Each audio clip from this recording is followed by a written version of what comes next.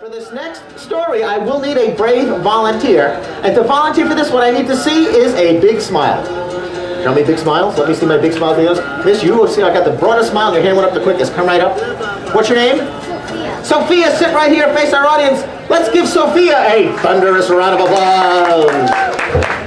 Sophia, we're going to use your face to tell a folk tale, and while we do it, actually, the audience is going to help me. I don't even know exactly what you're going to look like. You up for that? Very good. Face them. All I need you to do is tilt your head up, close your eyes gently, and stay relaxed. One thing you want to know, whether it's me painting you today or whether it's our face painters up in our booth, even though they call what we do face painting, do not be fooled. This is not a box full of paint, because you don't put paint on somebody's face. All we use is theater makeup, the kind of makeup that an actor wears in movies or on TV.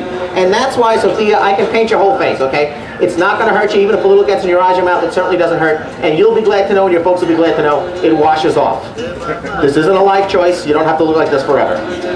Okay, good. All right, face them, tilt your head up, close your eyes gently, and stay relaxed. Now, I'm going to actually keep your eyes closed while I paint you, even if I'm not actually painting you, because that way the makeup dries a little better, all right? Nicely done, Sophia. I've got a great volunteer today.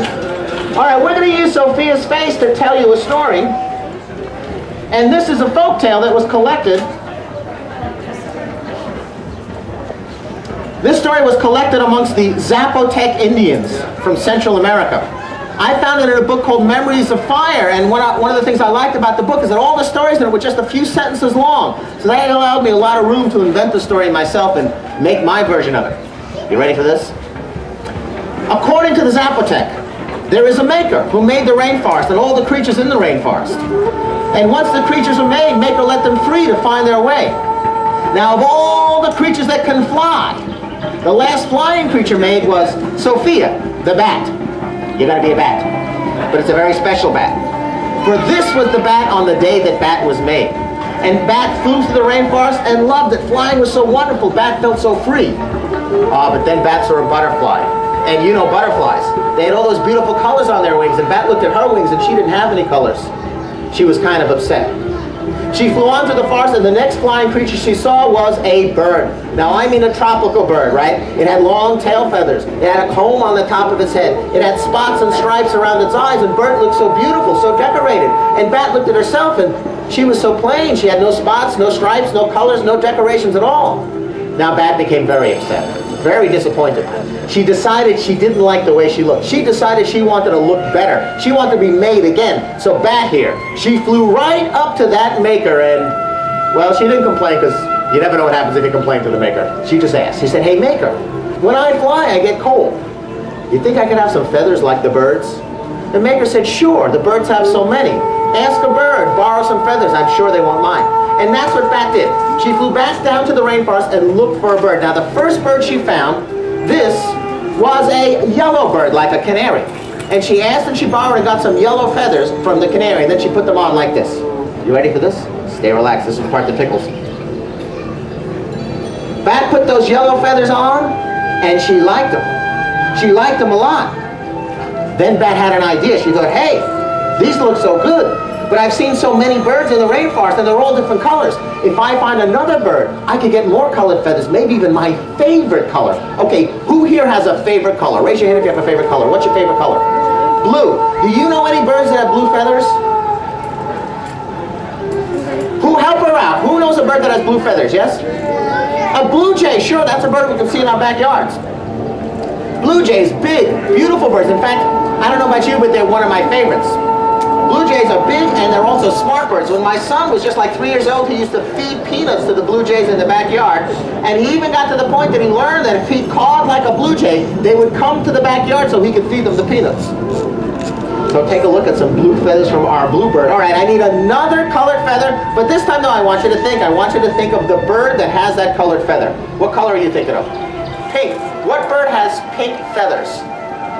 A flamingo, right, which you can see right down the path of the zoo right there. So Bat would have found some pink feathers from a flamingo. Now, I gotta tell you something. I've been coming to the Bronx Zoo for many years, and I love the fact that the flamingos, if you've ever noticed this, they live where they have some of the cherry trees that have the same pink color in the flowers as the flamingos have in their feathers. If you come the right time of the year, just about right now, actually maybe another week, about a week earlier, you'll see pink feathers, pink flowers falling from the sky like snow around the pink flamingos. We got some pink on there from our flamingos. All right, I got 2 more spots. I need another color and another bird. What color are you thinking of, sir? Red? What bird has red feathers? You have one in mind? A robin, the robin redbreast, right? The sign of spring, we call it, because we see so many robins in the springtime going around in the grass looking for, what are they looking for? Worms, absolutely right. Just the other day, I was dropping my daughter off at school, and just as we pulled up, we saw a robin pull a worm right out of the ground, and we sat there and we watched it eat it. And that robin was so happy. Okay, I got one more spot over here for one more color and one more bird. What color are you thinking of? Brown. Brown. What bird has brown feathers? Sparrow. A sparrow, very good.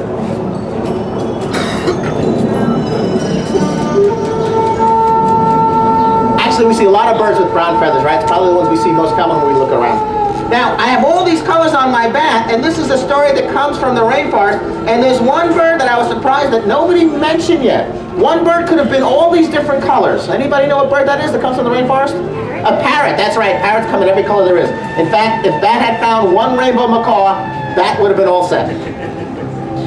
But look at Bat. Look how colorful the Bat became. Sophia the Bat was now so colorful that she could fly through the rainforest, showing off her colors and knowing that she was just as colorful as those butterflies. She could fly around shaking her feathers, showing off just how decorated she was, as decorated as all of those birds.